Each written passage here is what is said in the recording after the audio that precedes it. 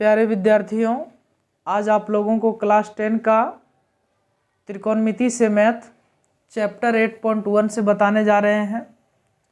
त्रिकोणमिति की मैथ सीखने से पहले आप लोगों को कुछ फार्मूला जानना पड़ेगा, जो फार्मूला इस प्रकार है।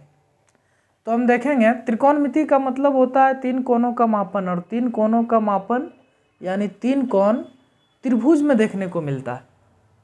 तो ये हमारा एक ट्रायंगल है और ये समकोण त्रिभुज है। समकोण त्रिभुज का एक कोण 90 डिग्री का होता है और बाकी दो कोण न्यून कोण होता है। 90 डिग्री के सामने वाले भुजा को हम लोग कर्ण कहते हैं और इसको इंग्लिश में हम लोग हाइपोटेन्यूस कहते हैं, और हाइपोटेन्यूस का पहला डिजिट h होता है, इसीलिए कर्ण को हम लोग h से सूचित करते हैं। और इस भुजा को हम लोग बेस कहते हैं और हिंदी में आधार कहते हैं, और बेस का पहला डिजिट b होता है, इसीलिए हम लोग इसको b से सूचित करते हैं। और त्रिभुज के इस भुजा को हम लोग प्रीपेंडिकुलर कहते हैं। प्रीपेंडिकुलर का हिंदी लंब होता है और लंब को हम लोग p से सूचित करते हैं, क्योंकि प्रीपेंडिकुलर का पहला डिजिट p होता है, इसलिए लंब को हम लोग p से सूचित करते हैं। चलिए ये तो देख लिए। अब ध्यान दें, ये भुजा जो कर्ण हमारा है 90 डिग्री के सामने वाले भुजा जो कर्ण हमारा है वो हमेशा फिक्स रहता है, स्थिर रहता है। लेकिन अन्य दो भुजा लंब और आधार बदलते रहती है, लंब और आधार बदलते रहती है। कभी लंब यहाँ बन जाता है तो कभी आधार यहाँ, तो कभी आधार यहाँ, कभी लंब यहाँ बन जाता है तो कभी आधार यहाँ चला जाता है। किस कंडीशन में बदलता है ये हम लोग देखेंगे। पहले इसको सीख लेंगे कि ये लंब और आधार कैसे बदलते रहता है, तो समझेंगे। यदि मान लिया जाए आपका कोण C के पास बने, आपका थीटा यानी आपका जो थीटा है, जो कोण है वो C के पास बने। यदि आपका कोण C के पास बने तो कोण C के सामने वाले भुजा AB हमारा लंब कहलाएगा, लंब कहलाएगा, जिसको हम P भी कहते हैं, P से भी सूचित करते हैं।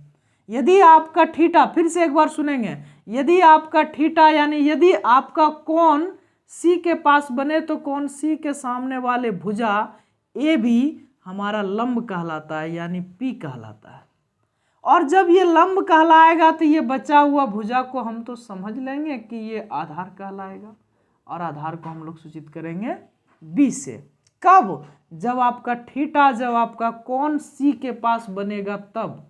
जब आपका कोण C के पास बनेगा तो इसके सामने वाले भुजा AB लंब कहलाएगा यानी P कहलाएगा, और बचा हुआ भुजा आधार कहलाएगा यानी B कहलाएगा। अब अगला स्टेप, ये चेंज कब होता है, ध्यान दीजिएगा।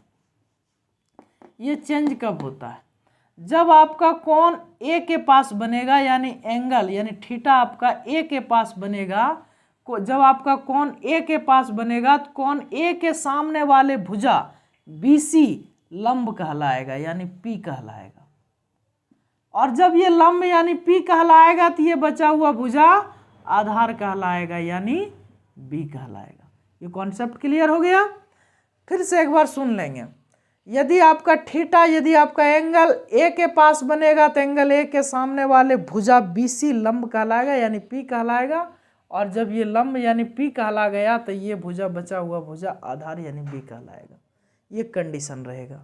चलिए, तो इस कंडीशन को हमारे सारे विद्यार्थी, मैं आशा करता हूँ समझ गए होंगे। आगे अगला स्टेप, तो चलिए ये तो हम लोग देख लिए। अब कुछ सूत्र है, कुछ फार्मूला है, उसको हम लोग देखेंगे। तो हमारा फार्मूला क्या है? साइन थीटा बराबर P/H। हम P किसको कहते हैं? लंब को, और H किसको कहते हैं? कर्ण को। तो साइन थीटा बराबर हम P/H कहें या लंब बाय कर्ण कहें। कॉस थीटा बराबर हम B/H कह सकते हैं या आधार बाय कर्ण कह सकते हैं। टेन थीटा बराबर P/B या लंब बटा आधार कहिए।